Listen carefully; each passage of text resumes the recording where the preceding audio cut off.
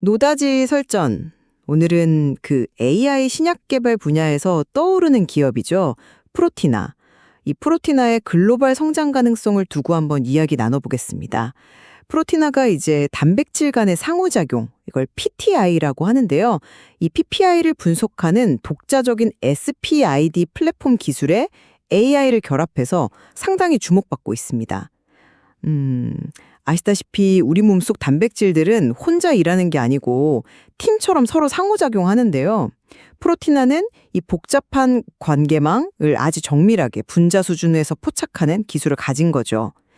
그래서 오늘 저희는 프로티나의 혁신 기술과 사업 전략이 글로벌 성공으로 이어질 잠재력이 충분하다는 제 입장과 네, 저는 그 기술력은 인정하지만 아직 넘어야 할 어떤 사업적인 또 재무적인 과제가 많다.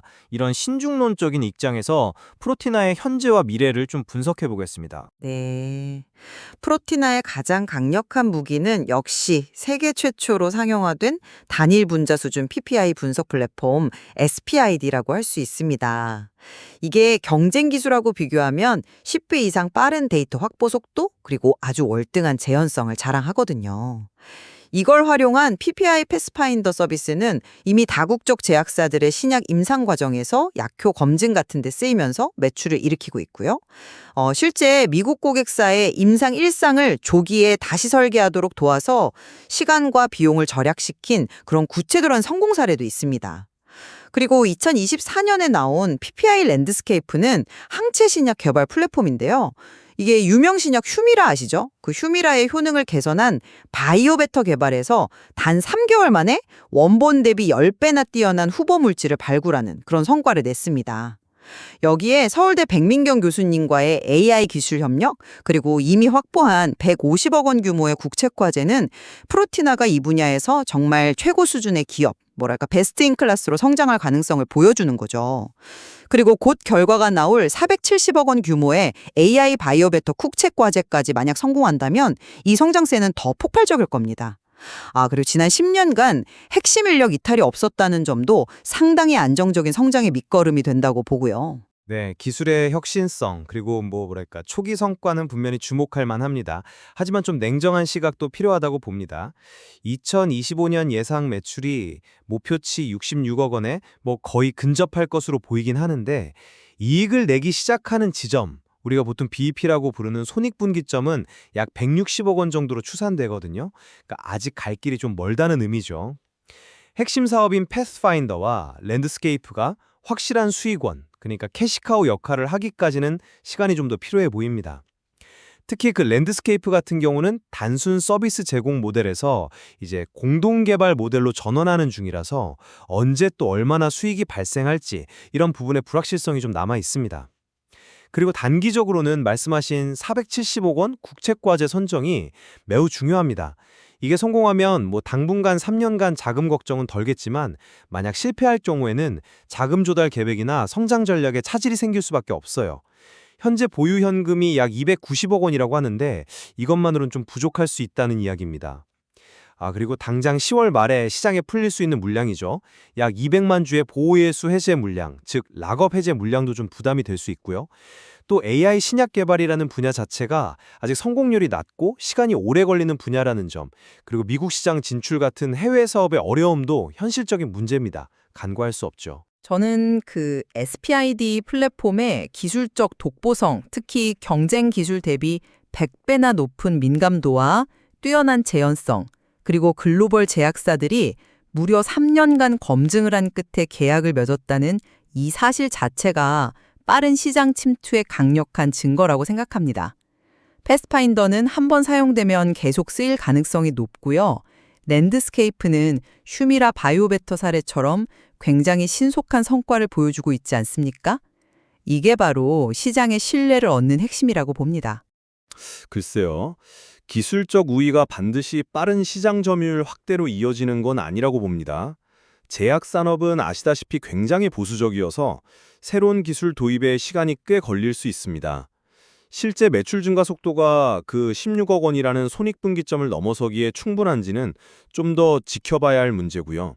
뚜렷한 경쟁사가 없다는 점, 이게 오히려 시장 자체가 아직 제대로 열리지 않았다는 신호일 수도 있다는 생각도 듭니다. AI 접목의 파급력도 간과해서는 안 됩니다.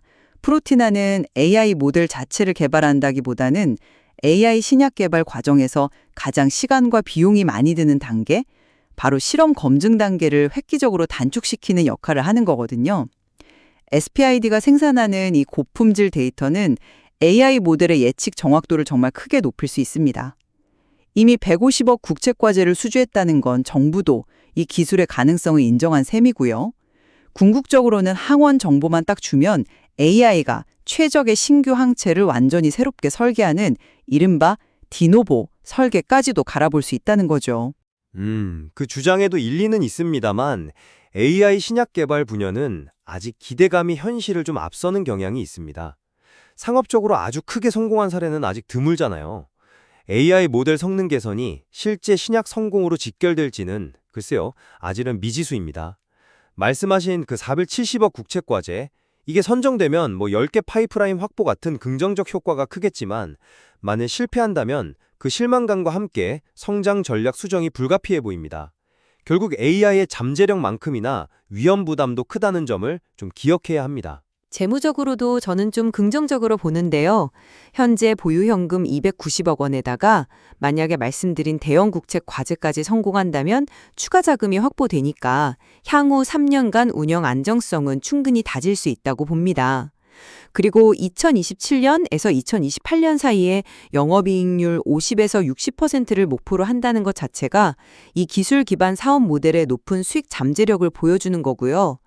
인력 충원 계획도 현재 60명에서 80, 90명 수준으로 비교적 점진적으로 계획하고 있어서 효율적인 운영이 기대됩니다. 하지만 당장 10월 말 락업 해제 물량 부담이 현실적인 문제이고요. 16억 원이라는 손익분기점 달성은 여전히 좀 높은 허들입니다. 그리고 대연 국책과제에 대한 의존도가 다소 높아 보이는 점도 좀 불안한 요소죠. 목표 영업이익률 50에서 60%는 글쎄요, 현재로서는 다소 희망적인 예측일 수도 있습니다.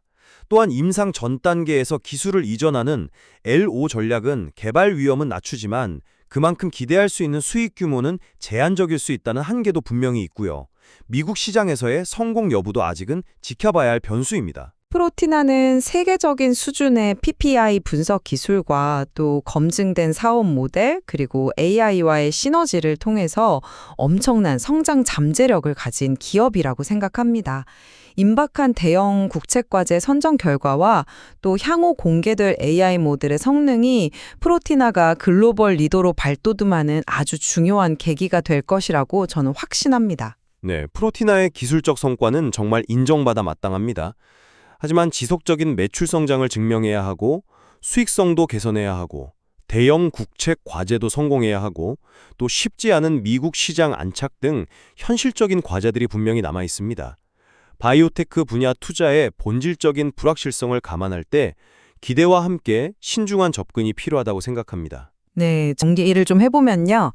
프로티나는 혁신적인 SPID 플랫폼과 AI 기술을 통해서 신약 개발 분야에서 아주 중요한 기회를 맞이하고 있습니다.